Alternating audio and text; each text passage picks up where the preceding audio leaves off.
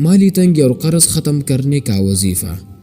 مالی تنگی دور کرنے اور قرض کی ادائیگی کے لیے درج ذیل چند باتوں پر عمل کرے، انشاءاللہ ان کی برکت سے مالی تنگی بھی دور ہو جائیں گی، مال میں برکت بھی آئیں گی اور قرض کے بوجھ سے خلاصی بھی ہو جائے گی۔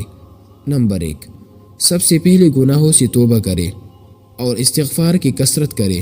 استغفار کی کثرت سے مال و اولاد میں ہر طرح کے خیر و برکت کا وعدہ قرآن مجید میں موجود ہے، سورۃ نوح میں۔ نمبر 2، نماز و روزے کی پابندی کرے۔ نمبر 3، زکوٰۃ واجب ہے تو وقت پر ادا کر دے۔ نمبر 4، سود سے دور رہیے۔ نمبر 5، روزانہ مغرب یا عشاء کے بعد سورہ واقعہ پڑھا کرے۔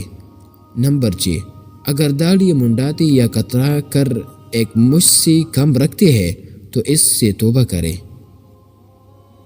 نمبر 7، درج ذیل اوراد میں سے جو پڑھ سکے پڑھیے، روزانہ 21 بار پڑھیے۔ اللہم اکفنی بحلالک عن حرامک واغننی بفضلک عمن سواک۔ ہر نماز کے بعد یہ دعا پڑھیے، اللہم انی اعوذ بک من الہم والحزن واعوذ بک من العجز والکسل واعوذ بک من غلبۃ الدین وقہر الرجال۔